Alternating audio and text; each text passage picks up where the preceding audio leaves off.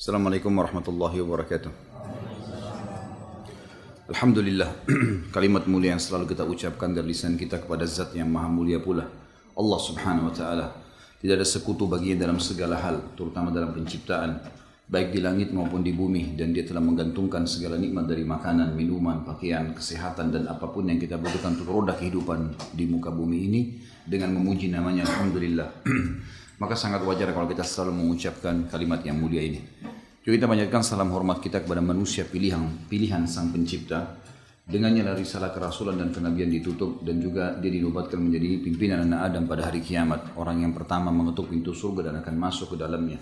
Siapapun yang mengikuti manusia terbaik ini, maka hidupnya akan tentram karena tahu mana halal, mana haram, mana yang dilarang dan mana yang diperintahkan oleh Sang Pencipta. Dan pada saat meninggal masuk ke dalam surga bersama dengannya. Sang Pencipta Allah bersama malaikat telah mengucapkan salam hormat kepada manusia terbaik ini, maka sangat wajar sebagai pengikut setia kalau kita selalu membacakan salawat dan taslim kepada Nabi besar Muhammad sallallahu alaihi wasallam. Semoga Allah berkahi saudaraku seiman. Kita akan bahas ke depan lanjutan mahkota pengantin dan kita masuk di pasal salat istikharah. Salat tentunya dalam bahasa Arab dan seluruh ulama fikih kita sudah memberikan definisinya. Kalau dari sisi etimologi adalah doa. Salat itu adalah doa, sisi bahasa. Dari sisi istilah atau terminologi, kalau bahasa ilmiahnya kita sekarang, adalah gerakan dan bacaan tertentu yang dimulai dari saat takbir dan diakhiri dengan salam. Kurang lebih seperti itu salat. Dan salat ini ada yang wajib, ada yang sunnah. Salat wajib sudah masyhur adalah 5 waktu salat.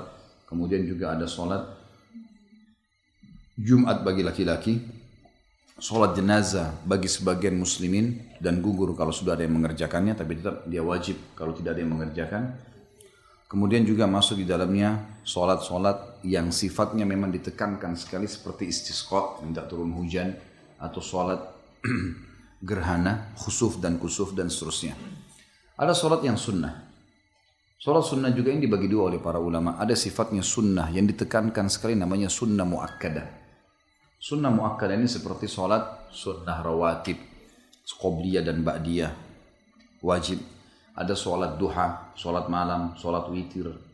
Ini semua sholat yang sifatnya sunnah muakkadah, sangat ditekankan. Masuk dalamnya sholat istikharah. Ada sunnah yang lain adalah sunnah yang sifatnya nafilah namanya. Artinya dia diperintahkan tapi tidak selevel dengan sholat sunnah muakkadah tadi. Karena perintah ada tapi tidak ada banyak janji-janji yang dijanjikan di situ. Seperti sholat taubat, sholat sunnah wudu. Ya. Ini semua masuk dalam sunnah, tapi bukan seperti tadi sunnah muakkadah yang sudah kita berikan contoh-contohnya. Jadi kita sedang membahas salah satu dari sholat sunnah yang muakkadah, yang sangat ditekankan. Itulah istikharah. Istikharah ini diambil dari kata-kata istakhara yastakhiru, yang berarti meminta petunjuk. Dan kalau kita sambung sholat istikharah, kata ulama sama dengan jalan pintas berdoa kepada Allah. Jalan pintas. Jadi istikharah ini teman-teman sekalian, kalau orang mau pintas, ingin cepat mendapat jawaban dari Allah, baik dalam memilih salah satu dari dua kegiatan atau memilih mana yang terbaik. Kadang-kadang dia harus tinggalkan atau dia kerjakan. Atau memang dua-duanya baik tapi dia masih bingung memilihnya. Para sahabat mengatakan, ridwanullahi alaihim, Rasulullah SAW dalam hadis sahih mengajarkan kepada kami istikharah sebagaimana mengajarkan kepada kami ayat-ayat Al-Quran. Jadi saking pentingnya, sampai harus istikharah. Dan para sahabat itu sampai beristikharah kepada hal-hal yang mungkin sebagian orang kita anggap tidak perlu istikharah. Seperti masalah dia mau beli sebuah produk, beli atau tidak. Misal kita mau beli baju, beli atau enggak ya. Mungkin di situ tidak perlu istikharah. Tapi karena dia mau betul-betul panduan dan petunjuk dari Allah, baik enggak nih, sampai diistikharahkan baju itu dibeli atau enggak. Seseorang di antara mereka pengen makan makanan tertentu, dia bingung makan atau enggak nih. Perlu nggak beli daging, perlu nggak makan ini, perlu nggak begitu. Maka mereka istikharahkan.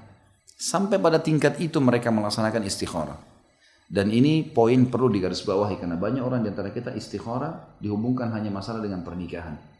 Padahal mau kerja atau tidak. mau kuliah di tempat ini atau tidak kuliah di tempat ini, fakultas ini atau fakultas itu, berteman sama orang ini atau tidak berteman, gitu kan? Semua ini, safar atau tidak safar, kerja di luar kota atau kerja di dalam kota, semuanya butuh istikharah. Karena istikharah petunjuk teman-teman sekalian. Rasionalnya gini, kalau seandainya seseorang di antara kita punya masalah yang sedang dia akan pilih, yang mana nih kira-kira, si A, perbuatan A atau B, pekerjaan A atau pekerjaan B. Lalu kita menganggap ada satu teman kita sangat bijak, dia selalu dewasa, orangnya menurut pandangan kita sudah sukses di dunia, karena dia orangnya berhasil di bisnisnya, berhasil di rumah tangganya. Lalu kita datang minta petunjuk dengan dia. Lalu kemudian dia berikan kepada kita ide dengan segala macam poin-poinnya. Kalau ini positifnya kamu ikuti 1, 2, 3, 4, 5, negatifnya ini. Kalau yang satu positifnya ini, negatifnya ini. Sehingga kita memiliki gambaran yang gamblang dan kita tahu harus ambil yang mana. Kalau ada manusia melakukan itu teman-teman, saya yakin kita tidak akan meninggalkan orang seperti ini sehari pun. Karena dia akan selalu memberikan kita ide-ide yang brilian. Manusia yang beriman kepada Allah tahu poin seperti ini dialihkan kepada Tuhan alam semesta, bukan pada manusia. Karena Allah Subhanahu wa taala yang menciptakan kita, yang menciptakan yang sedang jadi target, dan yang menciptakan kebaikan atau keburukan target tersebut. Maka kalau kita dapat petunjuk dari teman, kita sudah merasa puas. Bagaimana kalau dapat petunjuk dari sang pencipta Allah Subhanahu wa ta'ala. Terlebih lagi kalau kita dalami nanti doa istikharah, akan sangat mengagumkan sekali kalau faham artinya. Luar biasa arti sholat istikharah itu. Bagi yang hafal, dianjurkan membaca doa istikharah itu saat sujud. Kalau tidak hafal, boleh pegang bukunya, kemudian membaca setelah salam. Tapi doa istikharah ini nggak boleh dilepaskan. Dia rangkaian daripada sholat itu sendiri semestinya. Teman-teman, saya sarankan membeli buku judulnya khusus, namanya Sholat Istikharah. Harganya Rp7.000, tepatnya. Terbitan Pustaka Ibnu Umar, kecil, bisa dikantongin, warnanya coklat. Dimanapun ada. Terbitan Pustaka Ibnu Umar, judulnya khusus Sholat Istikharah. Judulnya begitu. Sayang tadi saya tidak sempat bawa contohnya, tapi ada, di mana saja bisa dibeli buku itu. Dibaca, terinci panjang lebar tentang apa itu istikharah, dalil-dalilnya, bacaannya, dan kira-kira seperti apa hasilnya. Sholat istikharah teman-teman sekalian dikerjakan di luar waktu-waktu yang dilarang. Waktu dilarang adalah habis subuh sampai terbit matahari, habis asar sampai terbenam matahari. Selain ini antum boleh kerjakan. Di sholat malam kah, di habis duhur kah, habis sholat duha kah, boleh dikerjakan. Minimal rakaat 2. Minimal rakaatnya 2. Tapi boleh sampai 4 rakaat. Boleh sampai 4 rakaat. Sholat istikharah ini kalau sudah dikerjakan dan diniatkan dalam hati istikharah, maka jangan berhentikan sampai dapat jawaban. Jangan berhentikan sampai dapat jawaban. Jawaban itu bisa 3 hal. Yang pertama bisa mimpi. Yang paling sering seseorang diberikan mimpi oleh Allah. Mimpi ini berhubungan dengan apa yang kita mau kerjakan atau orang yang sedang akan kita interaksi dengannya atau tujuan yang sedang kita jadikan sebagai sasaran. Misal, saya mau umroh atau saya silaturahim ke orang tua saya. Yang mana saya dahulukan, lalu uang itu saya pakai untuk orang tua. Dua-duanya bagus nih. Lalu kita istikharah. Malam hari setelah istikharah kita mimpi ketemu dengan orang tua. Sudah ada isyarat belum? Sudah ada. Artinya datangi orang tuamu, jangan umroh. Kan gitu. Mimpi ketemu orang tua berarti sudah jelas. Atau kita mimpi menggunakan kain ihram atau melihat Ka'bah, berarti umroh terlebih dahulu. Petunjuk dari Allah. Karena petunjuk dari Allah dalam mimpi datang dalam bentuk sinyal. Sepintas, ya. Cukup seperti itu. Sama halnya azan, ada bisikan malaikat, sholat. Sinyal. Tinggal kita ikuti atau tidak. Kan gitu. Tidak selamanya harus mimpi, bisa muncul yang kedua. Yang kedua ini adalah kecenderungan. Kecenderungan jiwa. Jadi kita lebih cenderung dengan A atau B. Pekerjaankah, tujuankah, sasarankah, atau lawan jenis yang akan kita menikah dengannya. Itu ada kecenderungan. Jadi hati kita lebih dominan. Yang ketiga, datang dalam bentuk informasi dari manusia lain. Seperti misal, kita pada saat sudah istikharah, dan pastikan teman-teman, tidak ada orang yang mau mengerjakan memilih satu dari dua perbuatan kemudian dia istikharah kecuali pasti dapat jawabannya. Nggak ada yang nggak dapat jawaban. Yang sering terjadi juga adalah poin ketiga. Dia akan mendapatkan informasi positif atau negatif tentang tujuan dan target dia. Misal, dia mau menikah, si A mau menikah sama si B, lalu dia istikharah. Tiba-tiba setelah 3 hari istikharah, seminggu istikharah, atau mungkin bisa sekali istikharah, Allahu a'lam. Tergantung Allah Azza wa Jalla mau kasih dia kapan. Tiba-tiba dia dapat informasi yang positif tentang calon pasangannya. Oh ternyata kita dapat informasi orang ini prestasi di sekolah. Oh orangnya bakti sama orang tuanya. Misal. Maka kita dapat informasi positif. Ya. Atau kita sebaliknya dapat informasi negatif. Informasi negatif itu seperti misalnya kita dapat informasi kalau dia ini ternyata pernah punya masalah dengan seseorang. Pernah punya masa lalu yang kelam. Pernah begini dan pernah begitu. Itu sudah cukup. Itu sudah jawaban istikharah. Jawaban istikharah. Gitu kan? Dan Allah Azza wa Jalla pasti akan memberikan jawaban. Baik mimpi, baik kecenderungan, ataupun ya, informasi yang positif atau negatif tentang target dan sasaran kita. Saya bacakan tentang masalah istikharah ini. Kata penulis, jika seorang laki-laki menjumpai seorang wanita, karena lingkupnya kita bahas masalah rumah tangga, maka istikharahnya difokuskan masalah itu.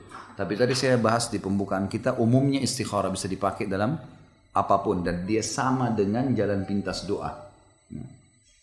Jika seseorang laki-laki menjumpai seorang wanita yang tampaknya pantas menjadi pendamping hidupnya, sementara ada laki lain yang akan meminangnya, maka hendaklah ia beristikharah kepada Allah mengenai urusan yang besar ini. Masing-masing dari keduanya melakukan sholat istikharah. Jabir radhiyallahu anhu, sahabat Nabi yang mulia, mengatakan dalam hadis ini diriwayatkan oleh Imam Bukhari. Idza hamma ahadukum bil amr falyarka' rak'ataini min ghairi al-fariidati thumma liyaqul Allahumma inni astakhiruka bi'ilmika wa astaqdiruka biqudratika wa as'aluka min fadlika al-'azim fa innaka taqdir wa la aqdir wa ta'lam wa la a'lam wa anta 'allamul ghuyub. Allahumma in kunta ta'lamu anna hadzal amr wa yusamma al-amr khairun li fi dini wa ma'ashi wa akibati amri aw qala ajili amri wa ajilihi faqdurhu li wa yassirhu li thumma barik li fi wa in kunta ta'lam anna hadzal amr syarrun li fi dini wa ma'ashi wa akibati amri aw qala fi ajili amri wa ajilihi fasrifhu anni wasrifni anhu waqdur lil khaira haitsu kan thumma ardini qala wa yusammi hajatah. Saya baca terjemahannya, tapi yang pegang buku ikutin bahasa Arabnya karena ada hal-hal yang saya ingin titik beratkan di sini. Kalau yang pegang bukunya diikutinnya. Idza hamma ahadukum, artinya kata para sahabat, Jabir mengatakan Nabi SAW mengajarkan kepada kami istikharah dalam segala urusan seperti mengajarkan kami surah dari Al-Quran. Beliau bersabda, ini hadisnya, terjemahannya mulai di sini, makanya di buku digaris miringkan. Jika salah seorang di antara kalian menghendaki, teman-teman maaf, di sini maju, agak maju, jadi yang ada yang telat datang masih bisa masuk. Merapat ya. Kasih kesempatan ikhwah yang lain.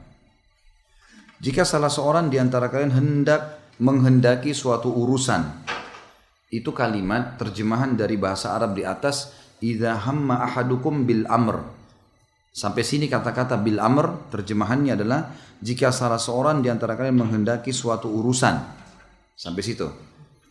Kalau bisa, yang pegang buku ini digaris bawahi, kalau pakai pensil tulis nomor 1. Kemudian di terjemahan juga di bawah di garis bawah tulis nomor 1. Jadi kita terjemahkan hadis ini berikut, karena kita akan pisahkan mana perkataan Nabi SAW dalam peringatan, mana doanya. Karena ini hadis ada doanya ya. Lalu kata Nabi SAW, "Falyarka' rak'ataini", maka laksanakanlah sholat 2 rakaat. Itu falyarka' rak'ataini min ghairil faridah, selain sholat fardu. Ini digaris bawahi lagi, dikasih poin nomor 2. Artinya terjemahan dari atas. Dari bahasa Arab di atas itu mulai dari falyarka' rak'ataini min ghairil faridah, Ini di garis bawahi, tulis angka 2 di atasnya kecil. Di bawah juga terjemahannya begitu. Maka hendaklah dia mengerjakan sholat 2 rakaat selain sholat fardu. Di garis bawah ini semua dikasih angka 2 kecil di atasnya. Jadi ini nyambung dengan di atas. Thumma liyakul. Jadi perintahnya adalah sholat 2 rakaat. Kemudian dia mengucapkan. Thumma liyakul. Kemudian ucapkanlah. Ini kata-kata kemudian ucapkanlah di garis bawah kasih poin nomor 3. Ada itu. Dari terjemahan atas. Masuk ke doanya sekarang.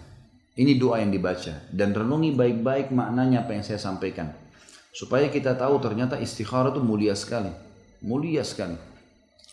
Kata Nabi SAW, dia harusnya membaca doanya mulai masuk. Allahumma. Artinya, ya Allah. Inni astakhiruka bi'ilmika. Di sini garis bawahi lagi. Allahumma inni astakhiruka bi'ilmika. Ini di garis bawahi kasih angka nomor 4. Allahumma inni astakhiruka bi'ilmika. Yang artinya, ya Allah, sesungguhnya aku beristikharah atau memohon pilihan, petunjuk kepadamu dengan ilmumu. Ini poin 4 semua ini. Allahumma inni astakhiruka bi'ilmika. Itu bahasa Arabnya ya. Ini tentu kalau sudah sering istikharah sepanjang apapun ini terhafal nantinya. Allahumma inni astakhiruka bi'ilmika. Ini dikasih angka 4 di atasnya bahasa Arabnya. Terjemahannya, ya Allah, aku memohon, aku beristikharah, memohon pilihan, petunjuk darimu dengan ilmumu. Ilmunya Allah, bukan lagi ilmu manusia nih. Allah sebagai pencipta yang tahu benar siapa tuh perempuan, siapa tuh laki-laki. Tahu benar sifatnya, kulitnya, urat sarafnya, segala macam berhubungan dengan dia dengan ilmumu ya Allah. Saya minta petunjuk tentang ini. Ini bukan main-main bahasanya. Ya. Lalu dilanjutkan di sini, wa astaqdiruka biqudratika. Di garis bawahi kasih angka 5 di atasnya. Wa astaqdiruka biqudratika. Terjemahannya, dan meminta ketetapanmu dengan ketetapanmu. Meminta keputusan ini agar yang aku ambil setelah ini keputusanmu. Wa astaqdiruka biqudratik. Makna tepatnya, dan aku akan mengambil keputusan ini sesuai dengan keputusanmu. Jadi jangan sampai aku yang ambil keputusan ini ya Allah. Memang keputusanmu ini. Angka 5 di atasnya. Kemudian wa as'aluka min fadlikal azim. Ini garis bawahi tulis angka 6 di atasnya.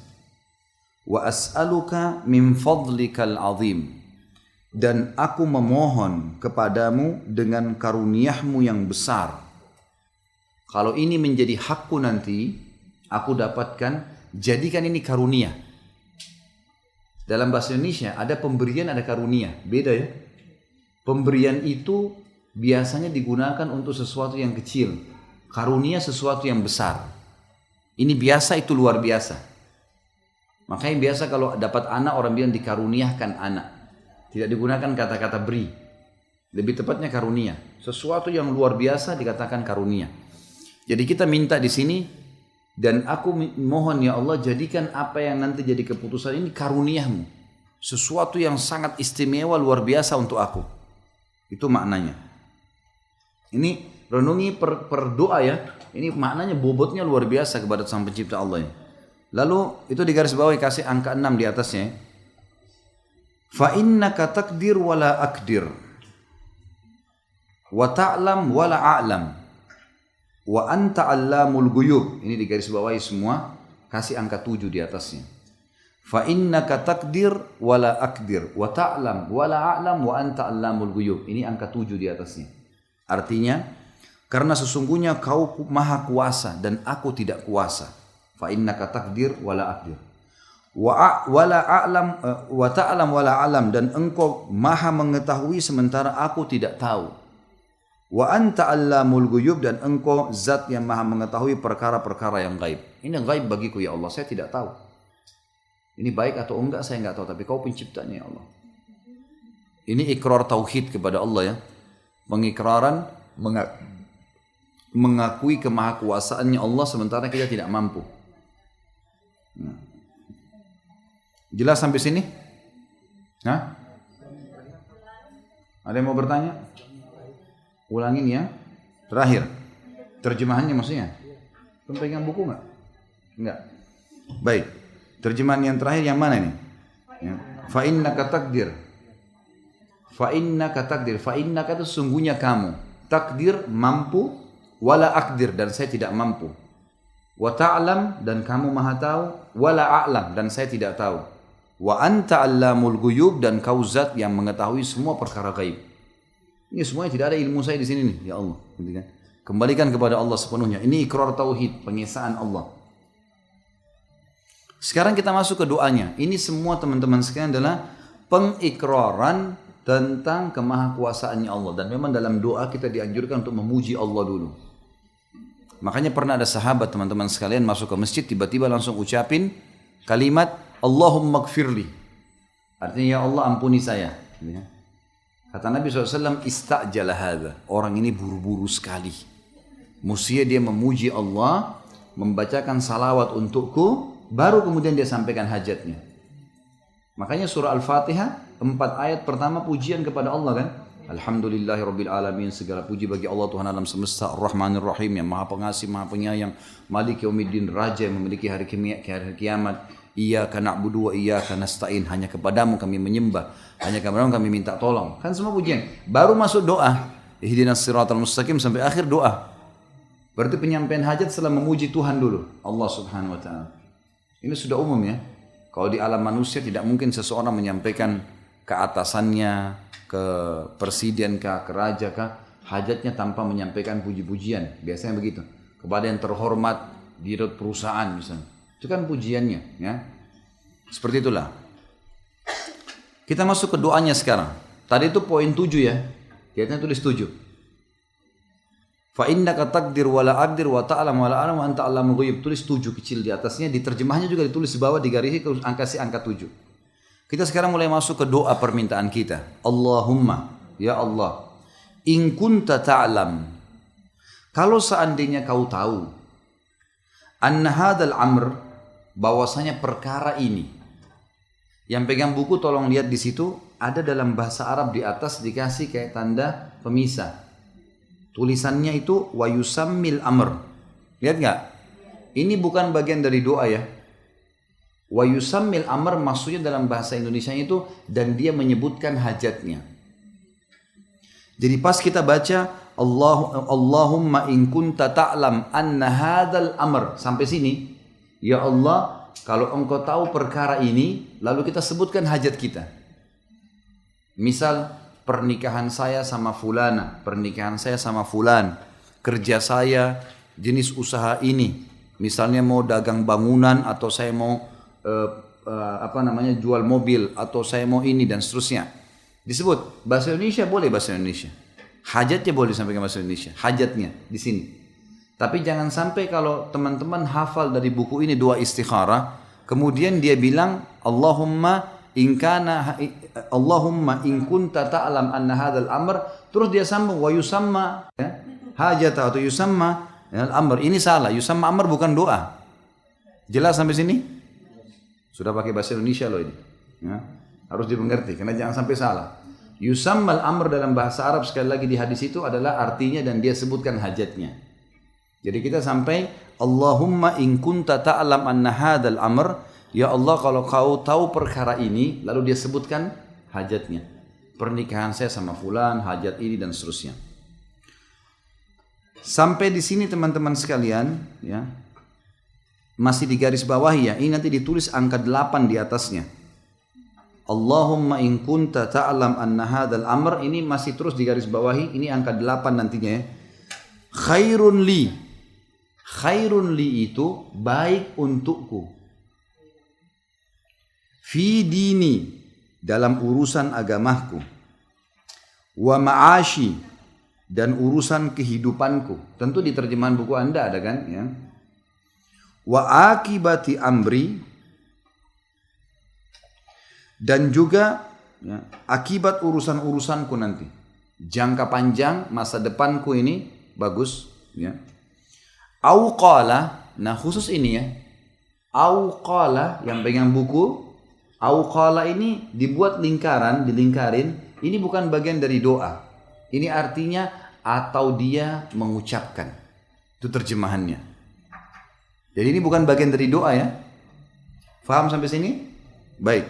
Au qala atau dia mengucapkan maksudnya ajili amri. Ajil itu pakai ain awalnya adalah sesuatu yang sudah dekat untukku.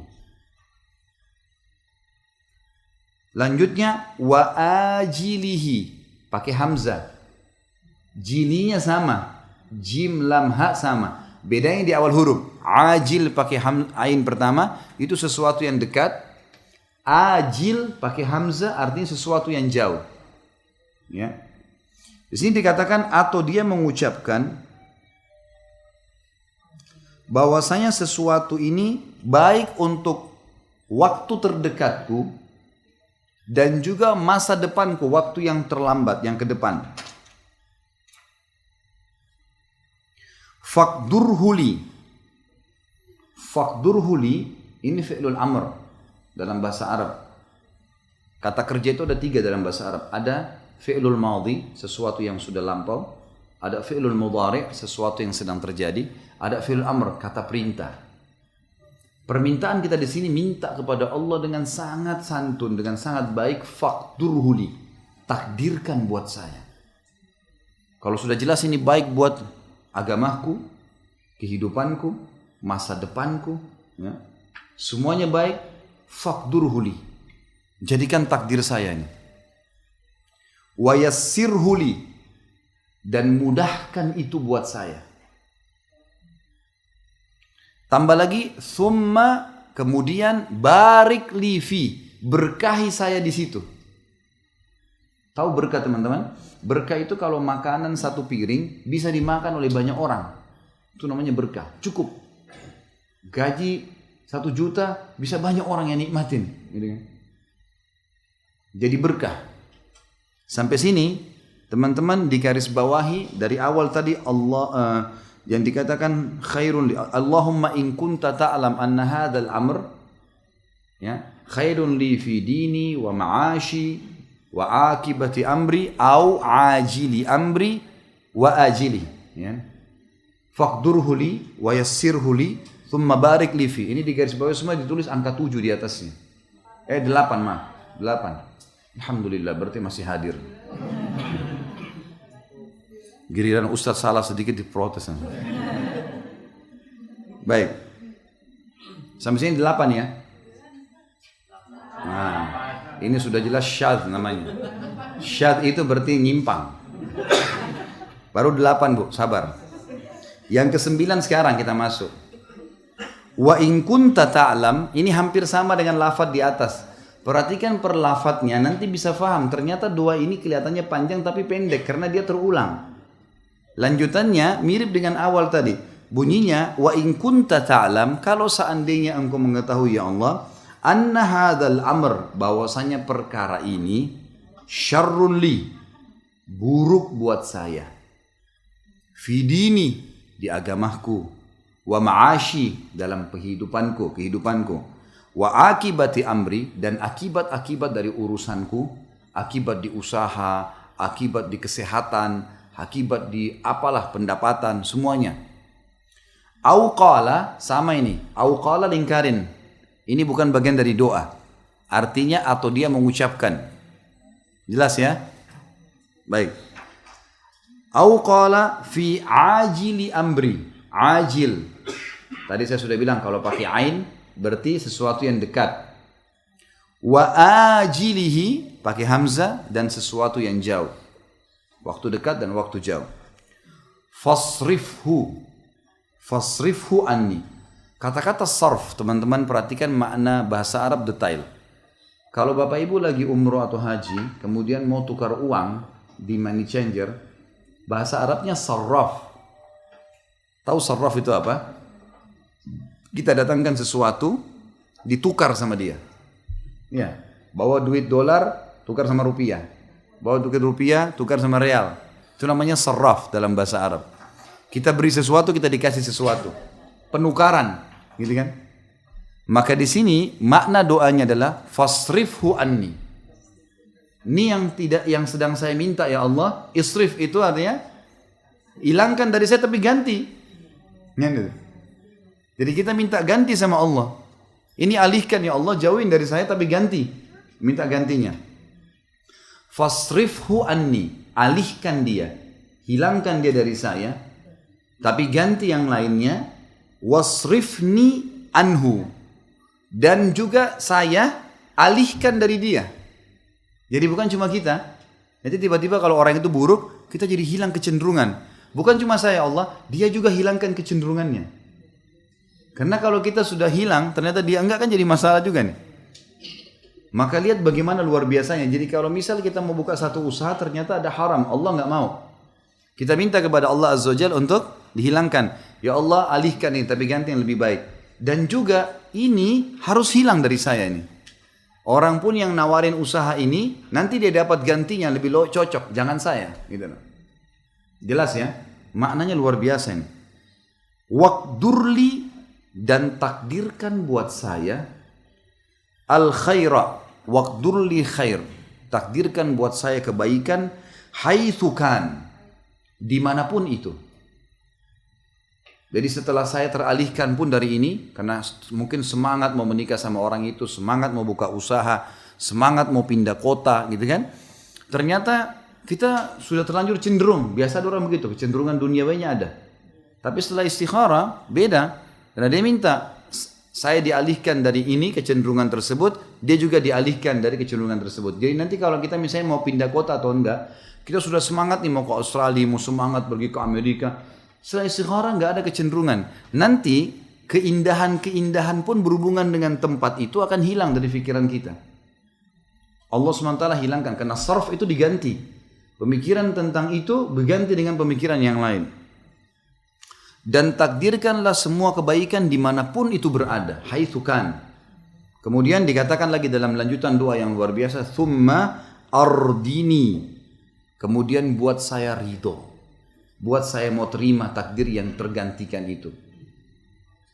Jelas sampai sini, ini di garis bawah ditulis angka 9 di atasnya. Terakhir, yang pegang buku ada tulisan apa terakhir di situ? Qala wa yusammi hajata. Ini tidak ada hubungannya dengan doa ini. Ini qala maksudnya berkata Nabi Muhammad SAW wa yusammi hajata, dan dia sebutkan hajatnya. Ini enggak ada hubungannya sama doa. Jelas sampai sini ya? Baik. Jadi jangan sampai tercampur baur antara doa sama penyampaian Nabi SAW dalam bentuk hadis, ya. Seperti tadi dikatakan, siapa yang mau menyelesaikan atau memilih sebuah hajat, maka dia sebaiknya ruku 2 rakaat dan seterusnya. Dan juga apa yang dikatakan, ditambahkan dalam riwayat disebutkan hajatnya, ini juga tidak masuk dalam doa itu sendiri. Doa ini mengandung makna yang sangat luar biasa. Sebagaimana saya katakan tadi, lebih afdal kalau bisa dibaca dalam sujud, gitu kan? Dalam sujud, ulama bilang dibaca dalam sujud. Karena ada hadis Nabi SAW yang mengatakan, ya, kalau kalian ruku agungkan Allah, kalau kalian sujud perbanyak doa. Diboleh orang membaca pada saat dia sedang sujud. Kalau tidak dihafal misalnya, maka buku doa ini misalnya habis salam baru dipegang, baca, nggak apa-apa. Atau dipindahkan ini, difoto di HP misalnya supaya lebih kecil, gitu kan? Jangan dibaca. Tinggal tadi saya bilang di garis bawahi kata-kata yang tidak boleh disebutkan wa yusamma hajata tadi, atau thumma wa yusammi hajata di akhir hadis.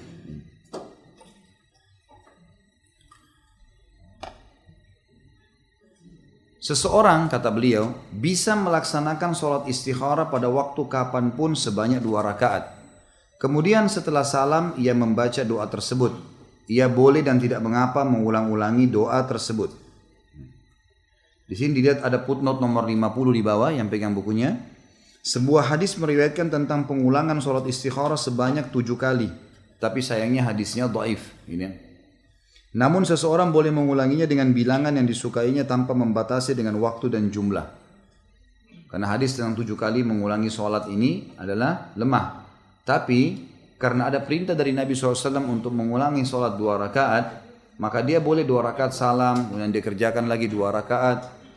Tanpa menentukan jumlah khusus, dia merasa tenang, kemudian dia berhenti, boleh saja.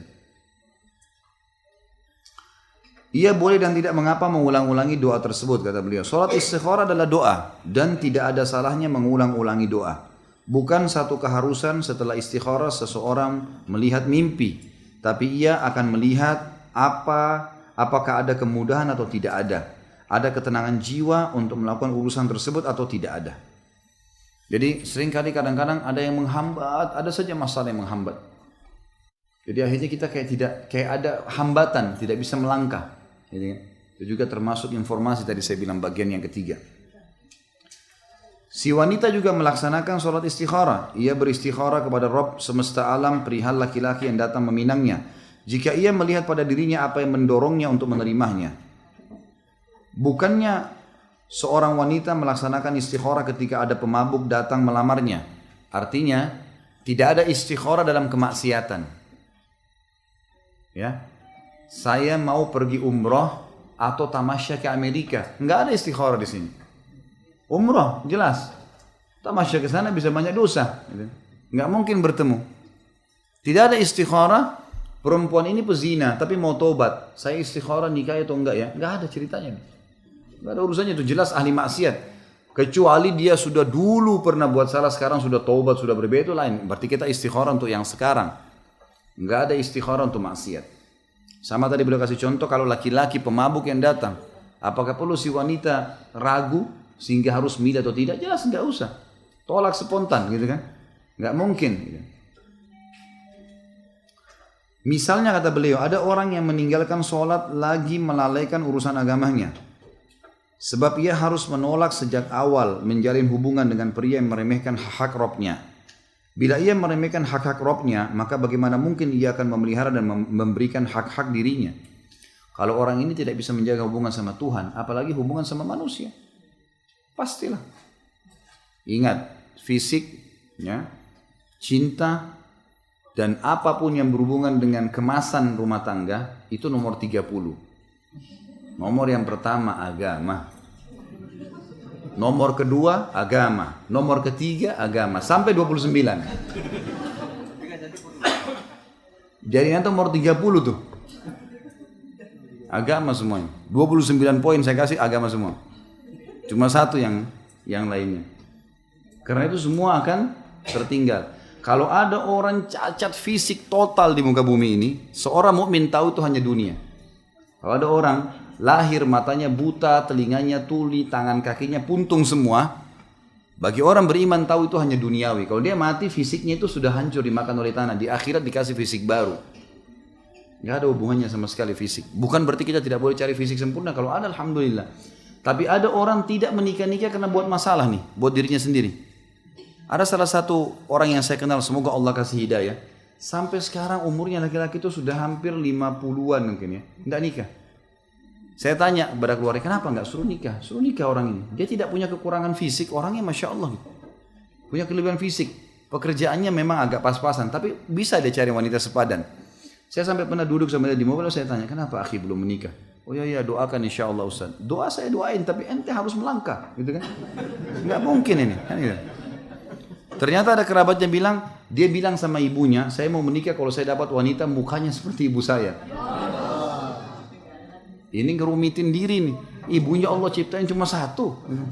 Gimana cara? Tidak mungkin. Jadi tidak mungkin terjadi. Jadi jangan rumitin permasalahan, gitu kan? Minta sama Allah Subhanahu wa taala agar dimudahkan. Dan begini juga. Seringnya seseorang itu banyak menonton sesuatu yang haram, teman-teman. Lihat film-film, lihat artis-artis yang memang punya kelebihan fisik. Ini mematikan persepsi antum untuk menikah dengan orang yang baik. Karena yang kita rekam adalah kelebihan fisik saja. Ini berbahaya ini. Ada orang subhanallah tidak berpikir di situ karena memang fitrahnya masih baik. Dia memang mau melangkah menikah. Karena ini sunnatullah. Umur terus berjalan, tidak mungkin kita tunda. Gitu kan? Toh nanti di akhirat sudah berbeda ceritanya. Akhirat sudah berbeda semua. Bapak Ibu bisa ikutin ceramah saya di YouTube tentang surga dan neraka. Panjang lebar saya jelaskan. Semua orang berubah. Di akhirat tidak lagi orang jelek. Semua laki-lakinya gagah seperti Yusuf alaihissalam. Tidak ada lagi kekurangannya. Tingginya seperti Adam, hatinya seperti Ayub. Semua perempuan seperti Hawa. Hawa wanita tercantik di dunia. Tidak ada lagi kekurangan fisik. Semua laki-laki tingginya sama, 60 siku ke langit, 27,5 meter. Hadis Bukhari menjelaskan. Semua perempuan seperti Hawa, 40 siku ke langit. Jadi yang pendek nggak usah khawatir. Itu cuma urusan dunia itu. Akhirat sudah lain ceritanya nih, gitu kan? Nah, kebanyakan orang terlalu idealis ya. Karena memang yang selalu dia lihat yang sempurna terus. Coba kita lihat teman-teman sekalian dalam kehidupan kita sehari-hari. Allah sudah ciptakan ragam, gitu kan? Memang banyak orang yang sempurna fisik itu malah lebih sedikit sebenarnya. Maksud saya, memang betul-betul semuanya ada. Mungkin dari kulitnya, dari matanya, dari segala macam sempurna itu, tapi tidak banyak. Umumnya manusia tidak seperti itu. Jadi jangan sampai kita lari ke idealnya itu, gitu kan? Sehingga tidak mau menikah gara-gara masalah fisik saja. Makanya selalu diingatkan agama itu yang penting, gitu kan? Kata beliau, namun siapa yang mengetahui bahwa sudah ada pemuda lain yang datang untuk meminangnya, maka ia boleh datang untuk meminangnya juga. Sebab, ya, maaf di sini katakan, siapa yang mengetahui bahwa sudah ada pemuda lain yang datang untuk meminangnya, maka ia tidak boleh datang untuk meminangnya juga. Sebab Nabi SAW melarang itu dalam hadis Bukhari Muslim. Jadi kalau ada perempuan A, sudah dilamar oleh perempuan B, sudah datang meminta, laki-laki baik. Ada perempuan A dilamar oleh laki-laki, gitu kan? Maka kalau ada laki-laki lain C yang mau melamar, tidak boleh diterima. Tidak boleh datang melamar. Dan tidak boleh juga diterima, kecuali sudah dibatalin dulu si B, gitu kan? Kata Nabi SAW, dalam riwayat dikatakan, nahan Nabi SAW an yakhtubar rajulu ala khidbati akhihi hatta yatrukal khatibu qablahu au ya'zana lahul khatib. Nabi melarang seorang meminang pinangan saudaranya hingga peminang sebelumnya meninggalkannya, atau si peminang memberi izin kepadanya. Tentu di sini maksudnya pinangan ini datang, keluarga perempuan sudah mengiyakan, cuma minta waktu. Ya, gitu. Istikharah dulu, minta waktu dulu, berpikir beberapa hari, gitu kan? Itu berarti sudah ada pembicaraan. Nggak bisa orang kedua datang sekarang masuk melamar lagi. Walaupun mau lihat, kata ulama, walaupun nazar nggak boleh. Sampai keluarga perempuan mengatakan maaf, kami masih belum bisa, misal sudah diputusin. Nah berarti sudah tidak ada kesepakatan di situ. Minta waktu ini berarti setuju ya. Sementara minta waktu itu berarti sudah setuju. Kalau ada di antara akhwat kita mengatakan saya minta waktu istikharah, itu berarti sudah setuju untuk sementara. Tapi dia masih bisa membatalkannya. Si laki-laki yang baru meminang tidak boleh juga masuk. Ini hampir sama hukumnya dengan tidak bolehnya menimpa sperma di atas sperma saudaranya, gitu kan? Seperti wanita hamil nggak boleh dinikahi oleh laki-laki lain sampai dia selesai melahirkan, kemudian baru boleh menikah. Misal ada seorang wanita cerai sama suaminya dan dia dalam keadaan hamil. Makanya iddahnya wanita hamil itu berapa lama? Khilaf di antara ulama di sini, masya Allah. Ulama-ulama di sini lagi pada khilaf nih. Sampai melahirkan, itu yang rajih. Saya ambil pendapat yang benarnya. Jadi Allah mengatakan sampai hatta yada'na hamlahun dalam surah At-Talaq, sampai perempuan itu meletakkan bayinya. Itu iddahnya, artinya iddah ini boleh kembali dengan suami yang menceraikannya. Kan kalau perempuan diceraikan tanpa hamil, iddahnya berapa lama? Baik, 3 bulan saja.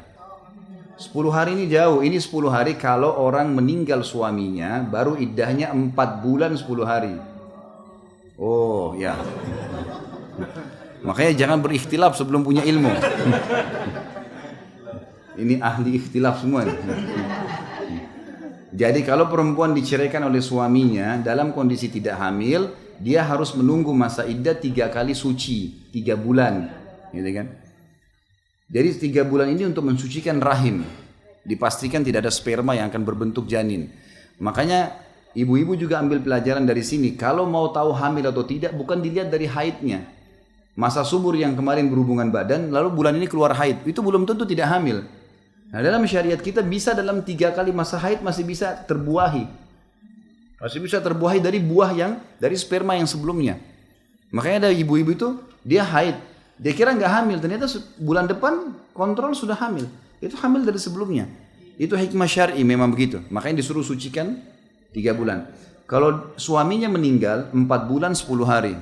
Nah Ini masa iddah 4 bulan 10 hari adalah untuk muhasabah. Muhasabah, siapa tahu si ibu juga ini meninggal seperti suaminya, bagaimana dia memperbanyak ibadah gitu kan. Kemudian juga dia memastikan diri untuk menentukan menikah lagi atau tidak. Karena 4 bulan 10 hari adalah masa yang cukup untuk berpikir. Biasanya 4 bulan 10 hari itu memang kesedihan sudah mulai buyar.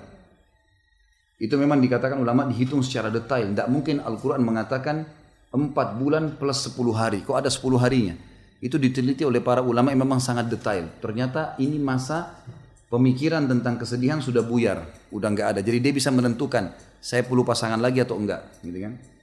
Nah tapi kalau orang diceraikan sementara hamil, iddahnya sampai selesai melahirkan. Tentu masa iddah ini, kalau bukan suaminya meninggal, adalah masa di mana mereka memperbaiki keadaan.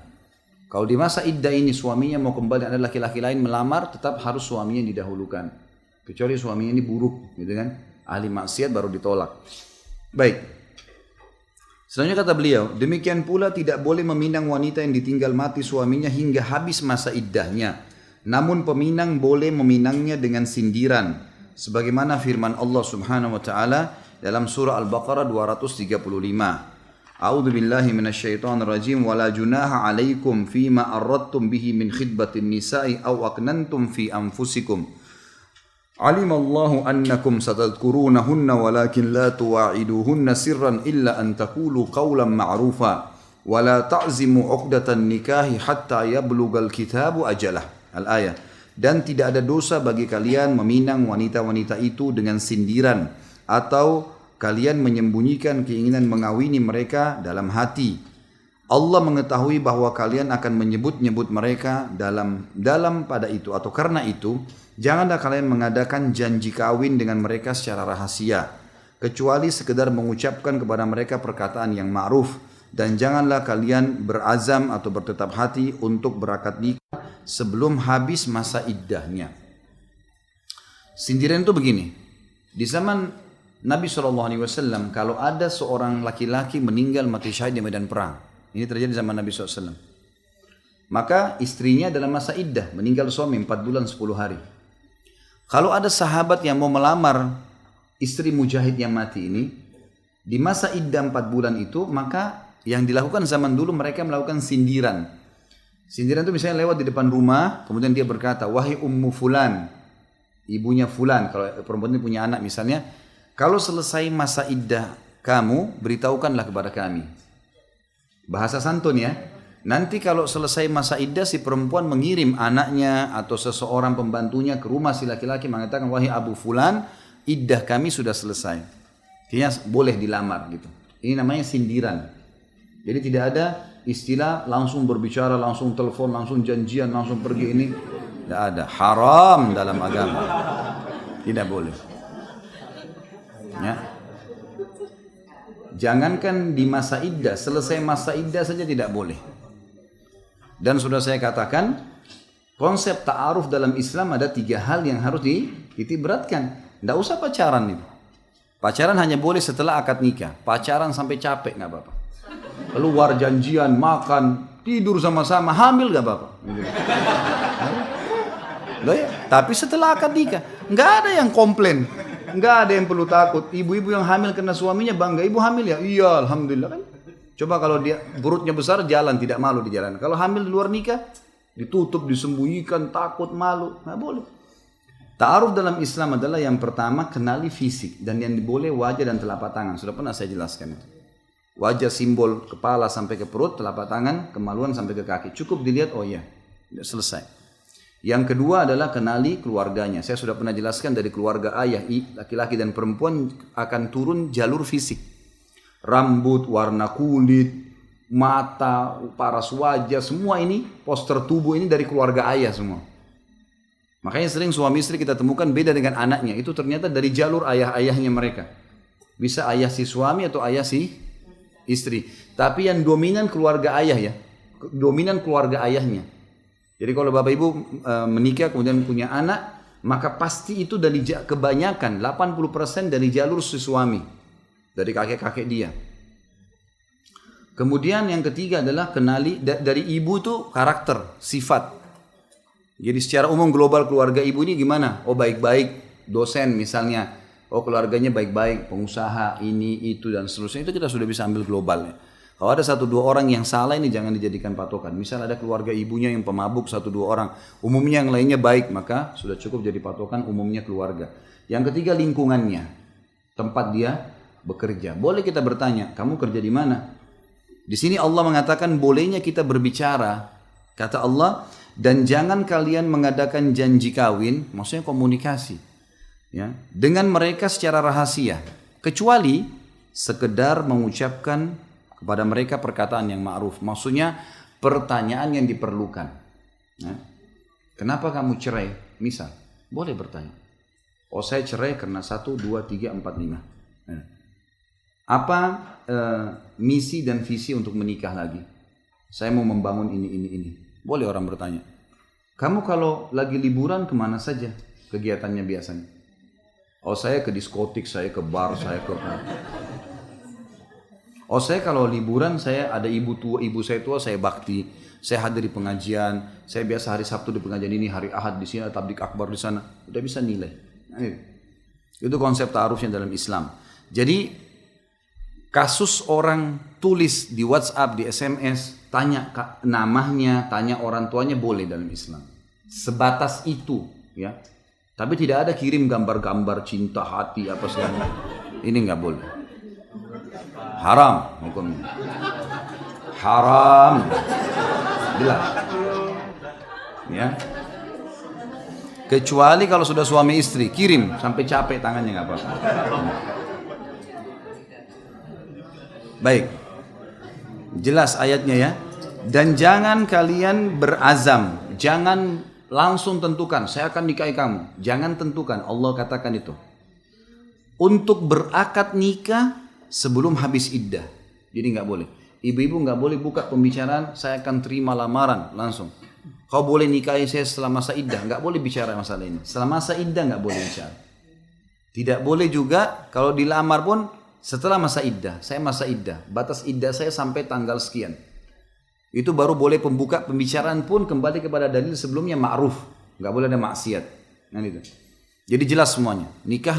Ya. Jadi jelas di sini dikatakan. Jadi masa iddah nggak boleh. Si laki-laki juga harus paham. Kalau perempuan itu masih masa iddah dia tidak boleh membicarakan masalah nikah. Tidak. Di sini bertek sampai Allah mengatakan jangan berazam, langsung menentukan. Selanjutnya atau wanita yang ditolak bayyin. Bayyin ini mabtutah dalam kurung. Bayyin maksudnya cerai yang sudah diucapkan 3 kali oleh suami. Kan cerai juga ada 2 ya. Ada cerai tolak raj'i, ada tolak bayyin kan gitu. Tolak raj'i, cerai yang boleh raj'i. Raj'i itu kembali. Cerai pertama, cerai kedua. Ini. Rujuk jamaknya, perilakunya. Raj'i proses kembali kembalinya, gabungnya.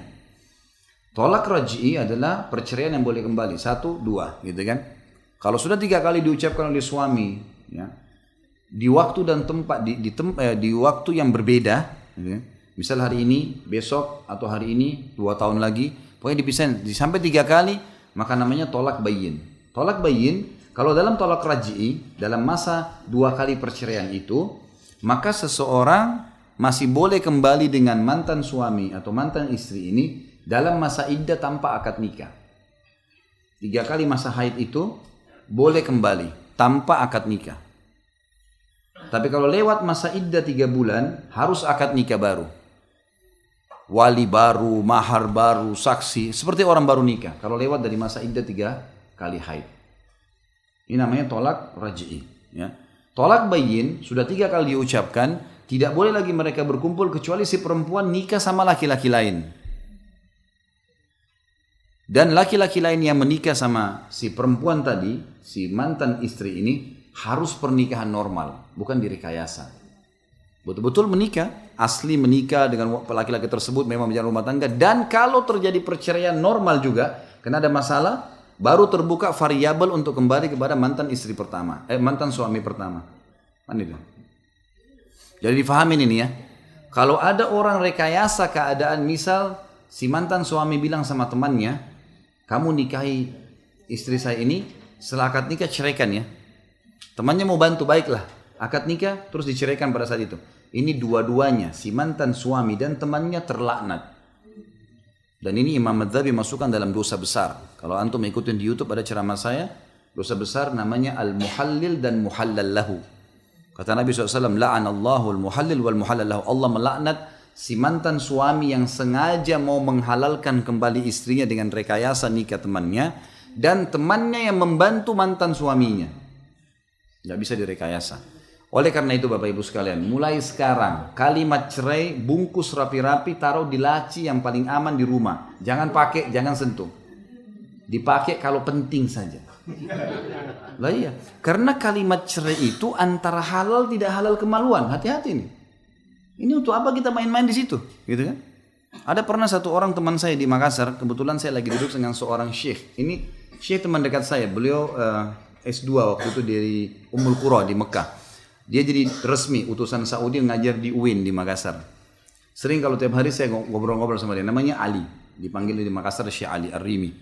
Beliau dosen di Ummul Qura. Jelas duduk sama saya ngobrol. Terus ada satu sekretaris yayasan saya datang. Dia bilang, Ustaz saya baru cerai sama istri saya. Dia bilang sama saya nih, Syekh Ali ini ngerti bahasa Indonesia. Ya. Terus dia bilang, kenapa akhi? Kenapa cerai sama istri? Dia bilang, ya saya cerai karena cekcok, tidak cocok tadi pagi terus cerai. Tapi saya menyesal sekarang mau kembali. Kata Syekh Ali, bagaimana bisa? Saya ambil kata-kata itu bagus ya. Bilang, bagaimana bisa kamu memperjualbelikan kalimat ceraimu itu? Kalimat cerai yang kau ucapkan ini antara halal tidak halal kemaluan istrimu nih.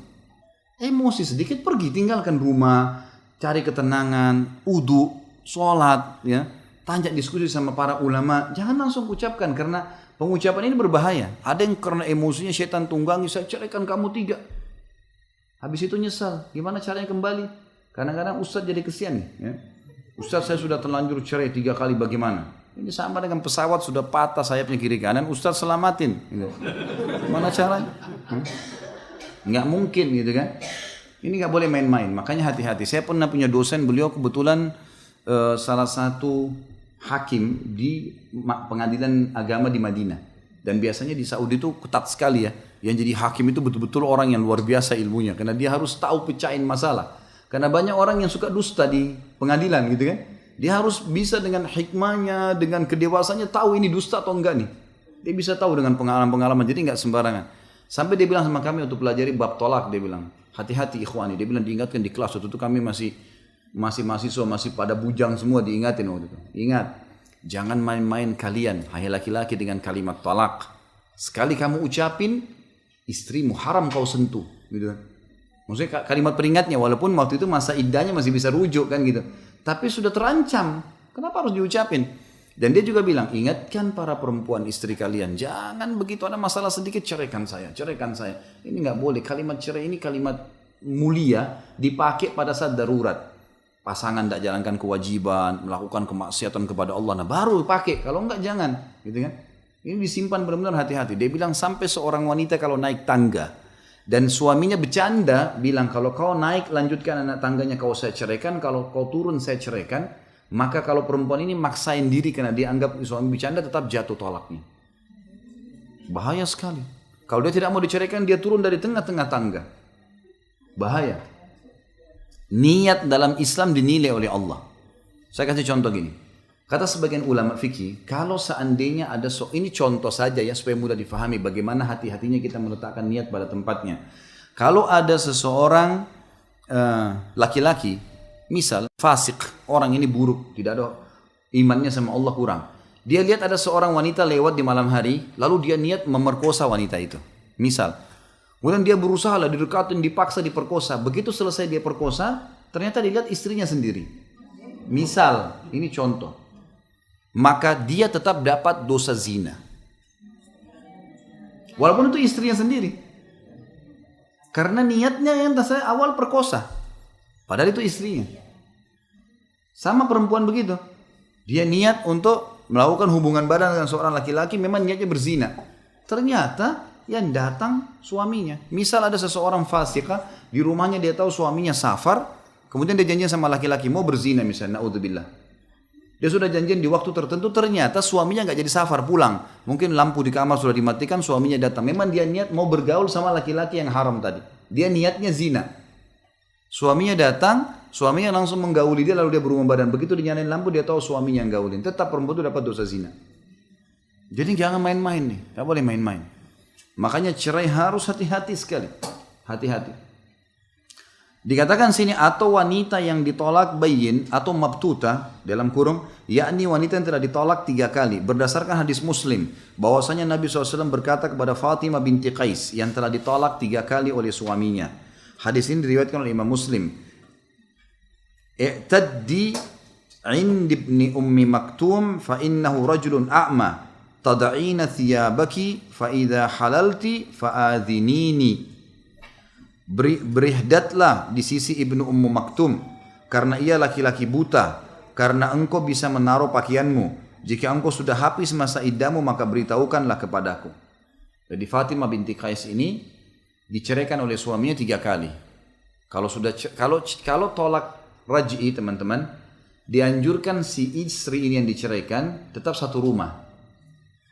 Tetap satu rumah sama suaminya supaya mereka bisa rujuk lagi. Tapi kalau tolak bayin nggak boleh lagi satu rumah. Di masa iddah sudah harus keluar dari rumahnya. Dan kebetulan Fatimah binti Qais tidak punya rumah. Nggak ada keluarganya waktu itu. Maka Nabi SAW mengizinkan dia untuk menghabiskan masa iddahnya. Jadi kan 3 bulan masa haid di rumah Ibnu Ummul Maktum. Siapa Ibnu Ummul Maktum ini? Seorang muadzin Nabi, matanya buta. Karena Nabi punya 2 orang muadzin, Bilal dan Ibnu Ummul Maktum. Gitu kan? Ini kebetulan orang buta ini. Ibnu Ummul Maktum ini yang kata Nabi SAW di dalam hadis tentang masalah batas sahur. Ya. Dalam hadis tentang puasa Ramadan, kalau kalian dengarkan Bilal azan, maka lanjutkanlah makan kalian. Azan pertama, karena subuh di zaman Nabi azannya 2 kali. Selisihnya 50 ayat. Kurang lebih kalau kita sekarang 45 menit. Ya. Makanlah dan minumlah. Dan kalau seandainya kalian mendengarkan azannya Ibnu Ummul Maktum, tahanlah. Jangan makan lagi. Sudah azan yang kedua, sudah azan subuh tuh. Berhenti makan dan minum, gitu kan? Ibnu Ummul Maktum ini juga orang yang pernah dalam hadis Bukhari meminta izin kepada Nabi SAW untuk sholat di rumahnya. Yang mengatakan, ya Rasulullah, antara rumah saya dengan masjid tempatnya jauh. Tidak ada yang memandu saya. Saya sendirian di rumah, gitu kan? Sendirian di rumah. Kebetulan Ibnu Ummul Maktum ini istrinya tidak bisa memandu dia. Dia tidak punya anak, menikah tapi tidak punya anak. Ada istri di rumah tapi tidak punya anak. Maka dia bilang tidak ada yang bisa pandu saya. Istrinya juga tidak bisa pandu dia. Dan di antara rumah saya sama masjid Anda ini ya Rasulullah banyak binatang buas yang bisa menerkam saya setiap saat. Boleh nggak saya sholat di rumah? Awalnya Nabi SAW mengatakan sholatlah di rumah. Punya udzur, matanya buta, nggak ada yang pandu, masjid jauh, dan juga antara rumahnya sama masjid banyak binatang buas yang bisa menyergap, serigala dan segalanya. Lalu Nabi SAW menerima wahyu dan mengatakan kepada para sahabat, panggil Ibnu Ummul Maktum, disuruh panggil kembali waktu dia sudah mau keluar dari masjid. Kata Nabi SAW, apa kau dengar azan? Dia bilang, iya ya Rasulullah. Kata Nabi SAW, jawab azan itu. Nggak ada alasan untuk tidak ke masjid. Dan ini Imam Ahmad pegangi sebagai dalil wajibnya laki-laki sholat di masjid. Gitu. Ini Ibnu Maktum. Ibnu Maktum ini buta, ada istri tapi nggak punya anak. Dan dia dianggap orang yang paling aman untuk membantu perempuan yang sedang mengalami tadi. Fatimah binti Qais ini kan tidak ada keluarganya di Madinah. Maka Nabi SAW izinkan Fatimah untuk tinggal di rumah Ibnu Ummul Maktum. Yang kebetulan matanya buta dan cuma berdua sama istrinya di rumah. Gitu kan? Kata Nabi SAW, berihdatlah. Ihdat, habiskan masa iddahmu. Ya. Di sisi Ibnu Ummul Maktum di rumahnya. Karena ia laki-laki buta, sehingga kau bisa membuka, meletakkan pakaianmu. Maksudnya bisa membuka jilbab. Gitu kan? Jika engkau sudah selesai masa iddah, beritahukanlah kepadaku. Maksudnya Nabi SAW mengatakan, silakan beritahukan. Mungkin Nabi SAW bisa bantu mencarikan pasangan hidup. Imam Nawawi rahimahullah mengatakan ini menunjukkan bolehnya meminang wanita yang ditolak bayin secara sindiran dan ini dibenarkan menurut kami, maksudnya mazhab Syafi'iyah. Di sini makna daripada beritahukanlah kepada kami. Sebagian ulama hadis mengatakan Nabi SAW ingin meminang Fatimah binti Qais. Maka bahasa santunnya Nabi apa? Kalau seandainya masa iddamu selesai beritahukan kepada kami, ya. Ini bahasa sindirannya. Jadi dibolehkan, gitu kan. Dan juga di sini teman-teman, bagi laki-laki tidak aib menikahi wanita yang sudah cerai. Nabi SAW menikahi di antara istri beliau ada yang cuma satu orang yang gadis, Aisyah, yang lainnya memang janda, jadi itu tidak aib. Walaupun kalau disuruh pilih janda atau gadis, maka sunnahnya mendahulukan gadis kalau ada opsi, gitu kan. Tapi bukan aib menikahi janda. Penutupnya teman-teman sekalian, meminang secara sindiran, misalnya seorang laki-laki mengatakan kepada wanita yang masih dalam masa iddahnya karena suaminya wafat, engkau benar-benar mulia bagiku dan aku menyukaimu. Sungguh Allah benar-benar akan membawa kebaikan dan rezeki kepadamu. Maksudnya saya menikah maka saya akan memenuhi kewajiban nafkah, gitu kan. Sungguh Allah benar-benar akan membawakan kebaikan dan rezeki padamu. Atau mengatakan sungguhnya aku ingin menikah. Sungguh aku ingin seseorang wanita salihah menjadikanku bahagia. Dan sindiran yang semisalnya. Sindiran yang semisalnya. Baik, nanti kita akan lanjutannya pertemuan akan datang. Karena saya lihat kertasnya Masya Allah sudah terlalu banyak. Masya Allah. Kan gampang, tinggal pulang praktek. Kenapa banyak bertanya? Tinggal nikah, yang sudah menikah tinggal baik-baik jalani kewajiban, sudah selesai. Apakah bila seseorang hafid atau hafidah lupa akan hafalannya, dosanya akan jatuh ke orang tuanya bila dia belum menikah, dan bila hafidah sudah menikah dosanya jatuh ke suaminya? Tidak mungkin itu. Allah mengatakan dalam Al-Quran, A'udzubillahi minasyaitonirrajim, wala taziru waziratun wizra ukhra. Tidak ada orang yang menanggung dosanya orang lain. Apa hubungannya dengan orang tuanya? Dia yang lupa kok orang tuanya yang bebani. Enak benar orang begini nih. Atau dia lupa suaminya yang terbebani. Nggak mungkin terjadi.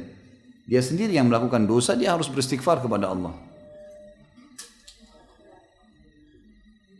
Bagaimana dan apa yang harus kita lakukan jika ada saudara yang memaksa ingin menikah dengan pria non-muslim, padahal orang tua dan keluarga jelas-jelas tidak setuju? Apakah orang tua kelak disiksa di akhirat? Tentu saja orang tuanya harus menggunakan ketegasan, tidak boleh. Dia harus mengingatkan dengan sangat tegas, dan dia harus melaporkan itu ke MUI. Nggak boleh diam. Kalau Indonesia laporkan ke MUI. Jadi MUI akan turun tangan nanti. Majelis Ulama Indonesia salah satu fungsinya harus mengingatkan kaum muslimin yang akan terzalimi. Biar MUI yang datang dan laki-laki itu diingatkan. Bisa. Jadi gunakan instansi-instansi Islam supaya dia tidak boleh menikahi wanita muslimah. Karena memang kalau menikahi wanita muslimah, laki-laki non muslim tanpa syahadat, berarti terjadi perzinahan. Dan itu tanggung jawab Majelis Ulama Indonesia. Nggak boleh. Saya sarankan orang tuanya laporkan ke MUI, gitu kan? Laporkan anak saya akan diminta begini-begini laki-laki. Nanti laki-laki itu akan diingatkan oleh MUI supaya dia tidak boleh nikahi, perempuan ini juga akan didatangkan. Jadi kalau orang tua sudah tidak bisa ya, orang tua masih bisa ingatkan, alhamdulillah. Gitu. Ustadz, kenapa kalau khulu masa iddah hanya 1 bulan? Bagaimana ternyata kalau si wanita yang minta khulu itu mengandung? Tetap kembali kepada hukum asal, gitu kan? Saya Allahu alam tetap berpegang pada pendapat walaupun khulu tetap 3 bulan. Tetap 3 bulan. Karena pendapat yang mengatakan 1 bulan ini belum mendapatkan dalil yang kuat untuk itu kan. Karena khulu itu, kalau Bapak Ibu ada yang belum tahu, adalah seorang wanita yang mengajukan ke pihak pemerintah atau pengadilan untuk cerai dengan suaminya. Itu namanya khulu. Ini hukumnya tersendiri ya. Kalau suami itu zalim, jahat misalnya, lalu dia khulu. Khulu itu diajukan ke pemerintah, saya tidak mau lagi sama laki-laki ini. Maka pemerintah akan melihat, pihak pengadilan kalau kita di Indonesia, hakimnya akan melihat. Ini perempuan mengajukan, disuruh cari alasannya apa saja. Dia suka mukul, dia tidak kasih nafkah, dia gini, dia begitu, macam-macam alasan. Nanti pemerintah atau pengadilan akan meminta si suami yang tertuduh datang. Lalu ditanya, ini istrimu berkata begini, ini tulisannya. Jawab ya. Maka pulang ke rumah dijawab sama dia. Kalau di Indonesia menggunakan tulisan, ya, tidak beradu argumen di situ. Maka si suami akan nulis, ini tidak benar karena ini, tidak benar karena ini tidak dibalas. Nanti si hakim akan panggil 2 minggu lagi, datang, dikasih lagi suratnya, ini suratnya. Suami membalas seperti ini, coba pertimbangkan, balas lagi, dibalas. Nanti si istri membalas dengan dalil-dalilnya apa, argumennya ini segala. Nanti sampai, karena semua sudah nulis nih, nanti sampai 5-6 surat yang datang, hakim bisa ambil sebuah kesimpulan dan tidak bisa mereka pungkiri. Kalau omong-omong kan bisa dipungkirin. Saya nggak pernah bilang loh. Kamu kan bilang kemarin. Tapi tulisan ini tulisan kamu jelas. Ini kamu mengatakan suami kamu tidak kasih nafkah. Suamimu punya bukti transfer nih. Dia transfer tiap bulan sekian.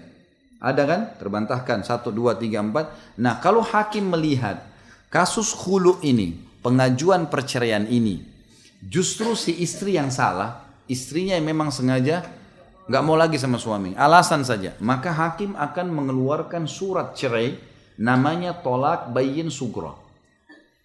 Cerai bayin tapi sugro, maksudnya sugro masih bisa kembali, karena ditahu perempuan ini salah, ini ngawur nih, ngelantur nih salah. Mungkin karena cuma ada laki-laki lain yang goda atau dia suka laki-laki lain, nanti dia akan nyesal nih, dibuka kesempatan untuk kembali dan dia masih punya masa iddah 3 bulan, gitu kan? Setelah keluarnya surat itu.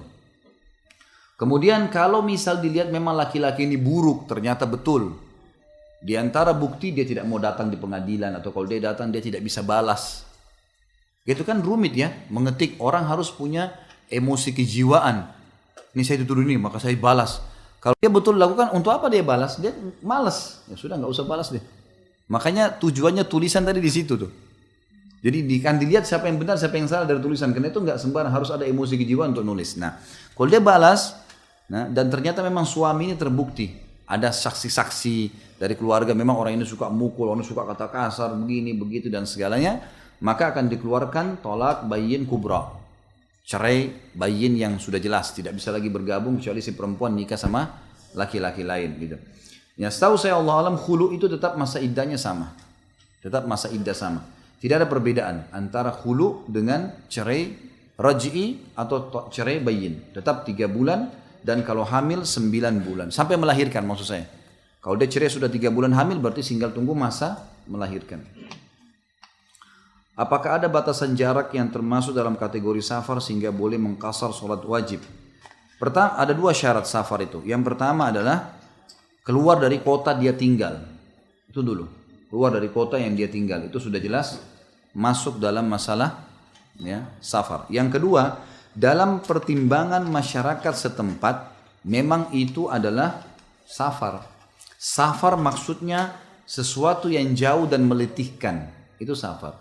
Sesuatu yang jauh dan meletihkan. Jadi kalau orang melihat di Jakarta, Bandung itu adalah safar, sudah masuk safar. Kan gitu.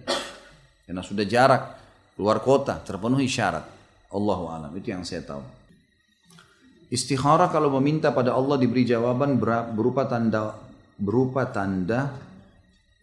apa ini? Tanda warna dalam mimpi. Apa boleh? Misal tanda warna hijau, merah untuk yang baik, tanda hitam. Ini lampu merah apa nih? Dari mana nih? Saya pernah mengaji menurut ustazah, saya dulu istikharah seperti itu. Enggak ada pernah dalilnya. Warna-warna apa tandanya? Hah? Pas dia tidur kebetulan dia lihat lampunya coklat, dia minum coklat. Ini gak ada sama sekali dalil bro. Saya sudah bilang tadi kecenderungan. Memang melihat fakta, ada faktanya. Melihat orang itu lagi umroh. Jadi memang kelihatan. Apakah boleh bisa janda menikah tanpa izin orang tuanya walinya? Gak boleh. Haram. Tidak boleh. Jangan pernah buka pintu itu. Banyak di tengah-tengah masyarakat kita tersebar berita kalau janda boleh nikahkan dirinya sendiri. Ini pendapat yang sangat lemah dari Imam Abu Hanifah rahimahullah.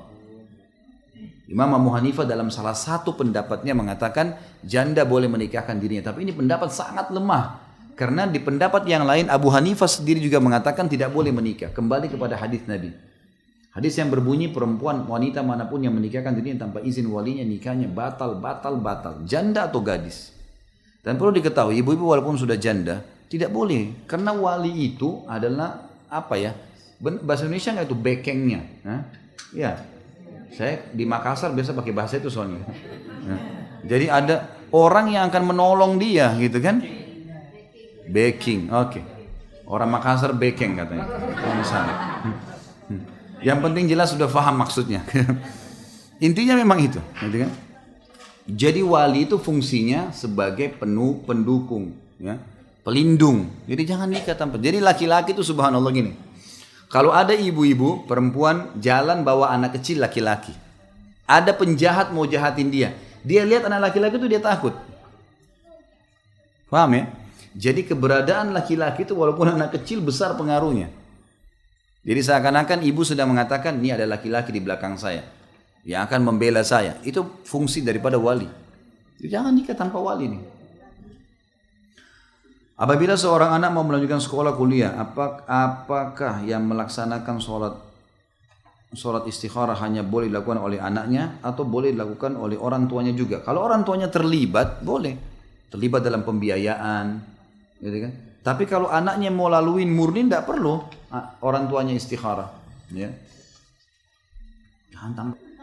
Saya mau tanya, saya sudah berniat untuk berhenti bekerja dan konsentrasi di rumah sebagai istri. Tapi karena sejak awal saya sudah bekerja, kadang saya ragu dan was-was, rezeki takut berkurang untuk keperluan keluarga dan membantu orang tua. Bagaimana cara untuk memantapkan diri, ya Ustaz? Suami sudah mengizinkan saya untuk berhenti bekerja. Berhenti dulu. Berhenti dulu baru fikir.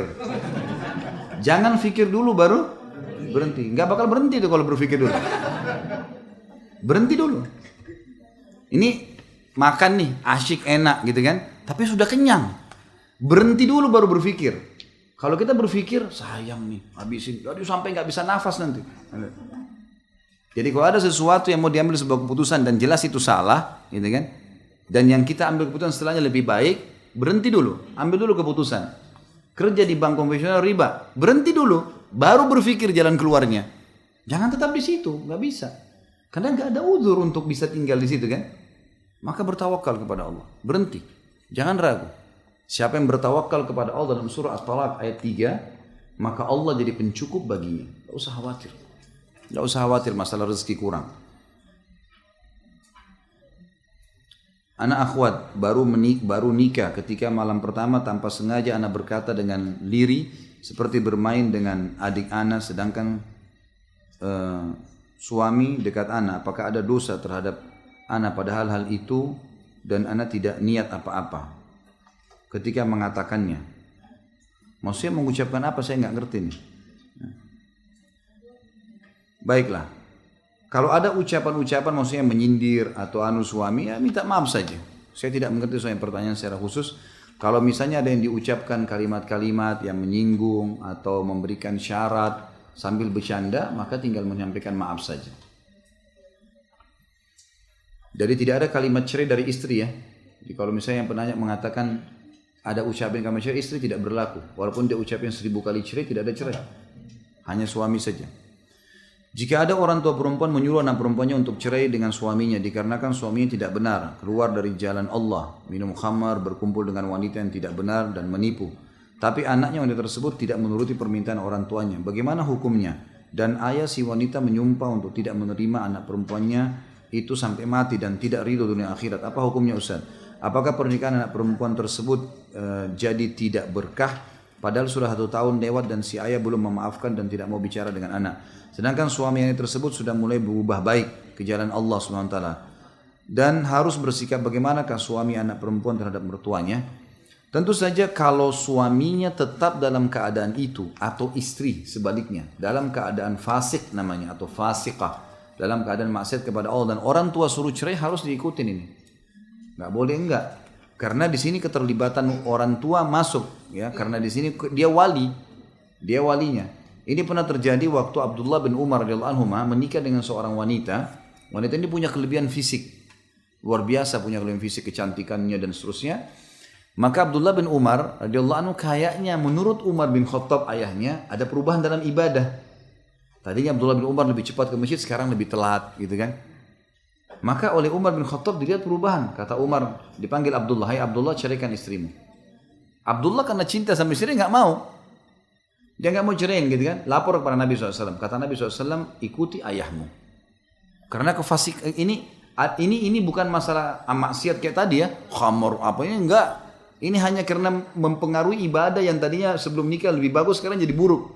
Orang tuanya terlibat. Kata sebagian ulama hadis, kalau orang tuanya seperti Umar bin Khattab dalam arti kata memang soleh, memang betul-betul dia tahu kan gitu. Ada salah satu jemaah saya di Malang begitu. Ternyata anaknya dinikahkan oleh seorang laki-laki, tadinya dianggap baik. Setelah berjalan ternyata laki-laki ini narkotika lah apalah.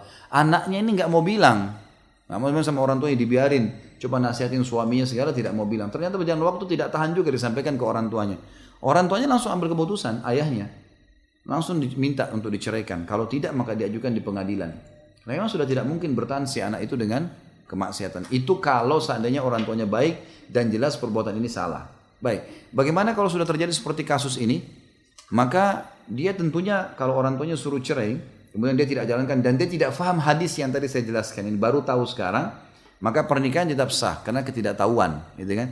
Tinggal bagaimana si suami ini datang kepada mertuanya dan menyampaikan apa adanya. Baik-baik, mengatakan saya memang dulu tidak paham agama, sekarang saya sudah tahu, maka tolong dimaafkan yang lalu, saya akan berusaha baik. Dia harus bisa memperbaiki keadaan. Dan boleh mempertahankan setelah itu. Bolehkah melakukan salat istikharah untuk perceraian? Boleh. Boleh, kenapa tidak? Asal memang perceraian ini masih berhubungan dengan masalah kebaikan ya. Tidak ada istikharah, tadi saya bilang pada kemaksiatan. Jadi tidak perlu istikharah kalau suaminya pemabuk, suka mukul, tidak kasih nafkah.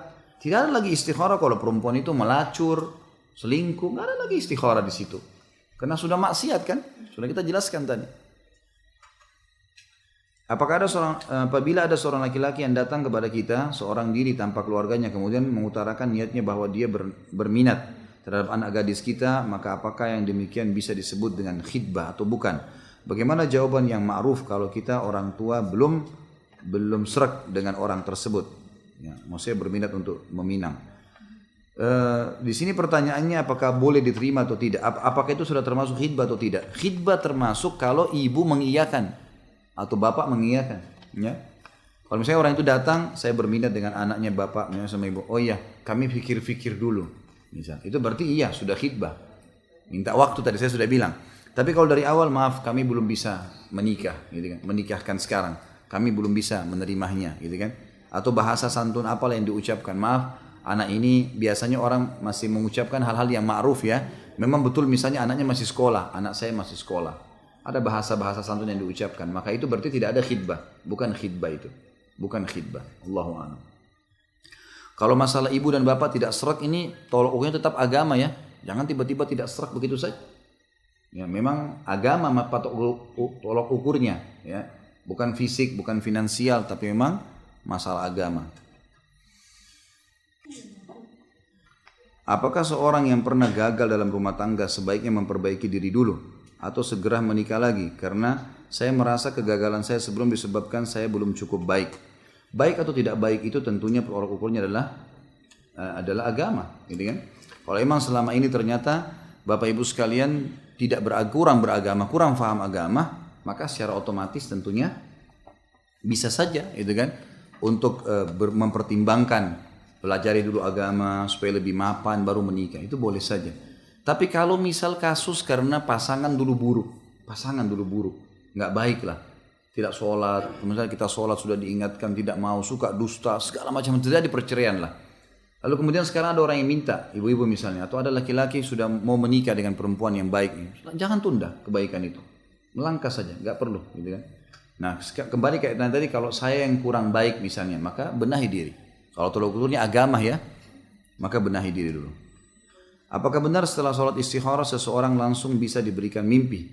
Ya, Allahu alam. Masalah langsung atau tidak itu Allahu alam. Tapi pasti dikasih jawaban, pasti.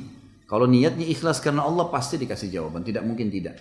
Tapi jawaban kayak tadi ya, jadi kayak ada sindiran-sindiran dari Allah, peringatan-peringatan gitu kan. Tapi bukan warna-warni kayak tadi ya. Jika ada yang ingin bertaaruf dengan seorang dan si laki-laki ingin sholat istikharah dulu, padahal si wanita belum menerima, apakah boleh si wanita bertaaruf dengan laki-laki lain?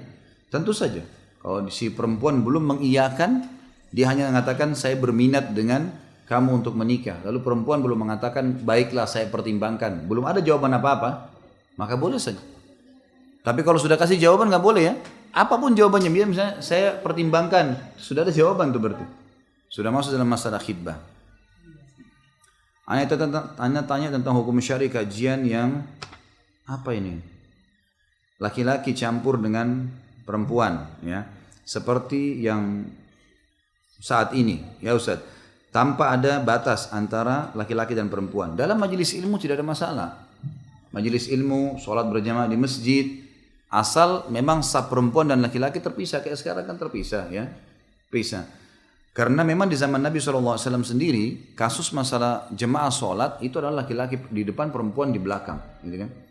Dan Nabi SAW dalam majlis ilmu pernah mengisi pengajian untuk sahabat tanpa ada hijab.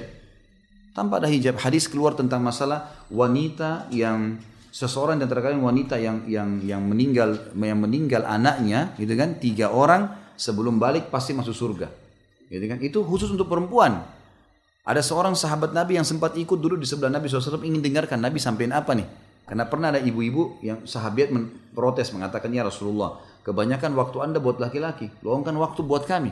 Hukum-hukum kami apa nih, gitu. Karena dulu kan tidak ada mic ya. Jadi Nabi SAW kalau ngomong itu selalu yang banyak dengar laki-laki bagian depan. Sampai Asma binti Yazid radhiyallahu sahabat Nabi yang banyak meriwayatkan hadis berkata, saya pernah mendengarkan Nabi SAW menyampaikan tentang tanda-tanda kiamat. Lalu ada yang saya tidak dengar. Saya pun bertanya pada laki-laki yang di depan saya. Jadi perempuan sama laki-laki ditanya, tidak ada hijabnya. Apa yang Rasulullah bilang tadi? Baru dikatakan Rasulullah bersabda begini tadi. Baru kemudian dia lanjutkan pemahaman dia. Interaksi antara laki-laki dan perempuan di tempat umum, bukan berdua ini, boleh. Majelis ilmu, kalau pengisinya laki-laki, yang hadir perempuan boleh. Tapi kalau dibalik pengisinya perempuan, seperti kasus Aisyah radhiyallahu anha, kan banyak sahabat yang datang belajar, itu harus ada hijab.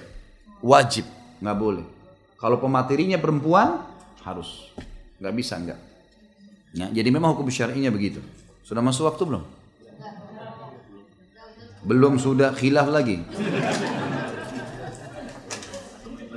Baiklah, ini insya Allah kita simpan di pertemuan akan datang kita bahas. Dan teman-teman sudah tahu tentu ada dua waktu kita ya. Ada 2 waktu yang kita akan bahas insya Allah dalam 1 bulan. Rabu ketiga sama Rabu keempat dalam bahasan kita ini. Tentu pertanyaan ini juga akan kita simpan insya Allah. Mudah-mudahan kedepannya kita akan jawab nanti semuanya. Mungkin begitu kita berdoa kepada Allah SWT. Semoga majelis kita diberkahi dan jadikan sebagai tambahan amal kita hari kiamat.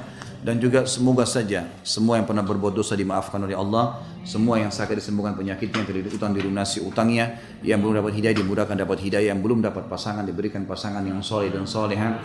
Yang belum memiliki keturunan juga diberikan keturunan yang soleh dan soleha. Dan semoga seluruh muslimin di Palestina, di Syria, di Yaman, di Irak, di Myanmar yang sedang tertindas, semoga Allah ikhlaskan niat mereka, terima para syuhada mereka, dan juga Allah Subhanahu wa taala berikan kemuliaan Islam di tangan mereka dan tangan kita semua, dan Allah partisipasikan kita bersama mereka di pahala, baik dengan doa dan harta juga dengan jiwa kita.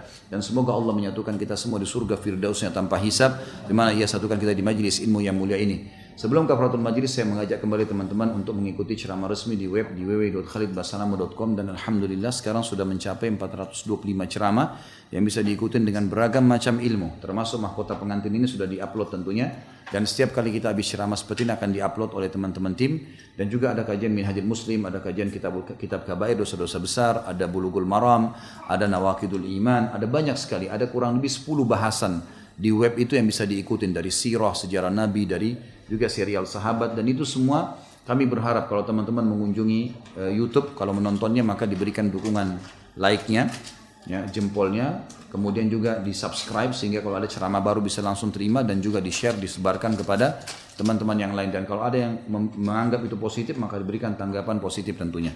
Dan di Play Store bisa masuk, tinggal klik di Play Store lalu lihat ada logo KHB, diklik Khalid Basalamah, itu adalah logo kami karena kami tidak pajang foto. Tapi yang foto-foto semua saya nggak tahu siapa yang buat itu. Tentunya kami berharap kembali ke web resmi. Mungkin begitu saja. Dan bagi ada yang ingin ikut kegiatan-kegiatan sosial, maka ada kegiatan sosial yang akan saya angkat juga di web dan juga diangkat di Android itu supaya bisa lebih jelas. Termasuk ada Islamic Center, pembangunan masjid, kendaraan untuk dai dan seterusnya. Mungkin begitu. Subhanakallahumma bihamdika asyhadu an la ilaha illa anta astaghfiruka wa atubu ilaik. Wassalamualaikum warahmatullahi wabarakatuh.